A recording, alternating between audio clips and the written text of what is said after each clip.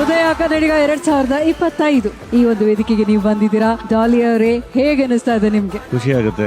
ಉದಯ TV ಅಂದ್ರೆ childhood memories ಜೊತೆ attach ಆಗಿರೋ ಚಾನಲ್. ಹೌದು, ಯಾವಾಗ್ಲೂ ಬಾಲ್ಯದ ನೆನಪುಗಳು ಚಂದ ಅಲ್ವಾ, ಹಂಗೆ. ಸೊ ಉದಯ ಟಿವಿ ಅದು ಬಹಳ ನೆನಪುಗಳಿದೆ ಅದ್ರ ಜೊತೆ ಬೆಳ್ಕೊಂಡ್ ಬಂದಿದೀವಿ. ಸೊ ಅದರಿಂದ ಉದಯ ಕನ್ನಡಿಗ ಅಂತ ಹೇಳಿ ಒಂದು ಕಾರ್ಯಕ್ರಮ ಡೆಫಿನೆಟ್ಲಿ ಖುಷಿ ಕೊಡುತ್ತೆ. ಉದಯ ಟಿವಿ ಅಂತ ನೀವು ಒಂದು ಸಲ ಹಿಂದೆ ತಿರುಗಿ ನೋಡಿದಾಗ ನಿಮ್ಗೆ ಬಾಲ್ಯದ ನೆನಪು ಅಂತ ಈಗ ಹೇಳಿದ್ರಿ, ಆ ಯಾವ ಒಂದು ನೆನಪು ಹೆಚ್ಚಾಗಿ ಕಾಡುತ್ತೆ ಹೇಳಿ? ಇನ್ನು ಅವಾಗ ತಾನೇ ಟಿಶ್ಯೂ ಇದೆಲ್ಲ ಬಂದಿತ್ತು. ಉದಯ ಹೊಸದಾಗಿ ಬಂದಾಗ ನಮ್ಮ ಪಕ್ಕದ ಮನೆಯಲ್ಲಿ ಹೋಗಿ ಅಲ್ಲಿ ಅವ್ರ ಹತ್ರ ಡಿಶ್ ಕನೆಕ್ಷನ್ ಇತ್ತು, ಅಲ್ಲಿ ಹೋಗಿ ನೋಡ್ತಾ ಇದ್ವಿ.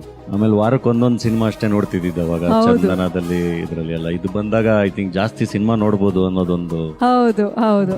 ಹಾಗೆ ಮೊಟ್ಟ ಮೊದಲ ರಿಯಾಲಿಟಿ ಶೋ ಕೂಡ ನಮ್ಮ ಶ್ರೀನಾಥ್ ಸರ್ ನಡೆಸ್ಕೊಟ್ಟಂತ ಆದರ್ಶ ದಂಪತಿಗಳು, ಆ ಕಾರ್ಯಕ್ರಮ ಕೂಡ ಉದಯ ಟಿವಿಯಲ್ಲೇ ಬಂದಿತ್ತು.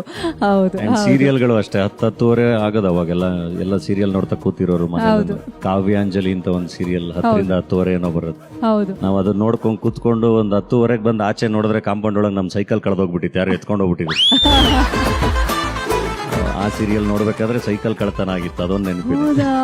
ಈಗ ನೋಡಿ, ಉದಯ ಟಿವಿ ಅಂತಂದ್ರೆ ಸಿನಿಮಾಗಳನ್ನ ನೋಡ್ತಾ ಇದ್ವಿ, ಸೀರಿಯಲ್ನ ನೋಡ್ತಾ ಇದ್ವಿ ಅಂತ ಹೇಳಿದ್ರಿ. ಇವತ್ತು ಅದೇ ಉದಯ ಟಿವಿ ನಿಮ್ಮನ್ನ ಸೆಲೆಬ್ರೇಟ್ ಮಾಡೋಷ್ಟು ಆ ಒಂದು ಮಟ್ಟಕ್ಕೆ ನೀವು ಬೆಳೆದು ಬಂದಿದ್ದೀರಾ.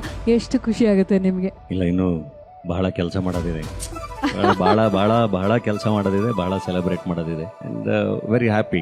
ಯಾವುದೇ ಕಲಾವಿದರಿಗಾದ್ರೂ ಒಂದು ಚಪ್ಪಾಳೆ, ಒಂದು ಪ್ರಶಸ್ತಿ ಎಲ್ಲದನ್ನು ಬಹಳ ಖುಷಿ ಕೊಡುತ್ತೆ. ಇನ್ನು ಜಾಸ್ತಿ ಖುಷಿ ಮಾಡುತ್ತೆ ಯಾರೋ ಗುರುತಿಸಿದಾಗ, ಹೊಗಳಿದಾಗ ಎಲ್ಲ.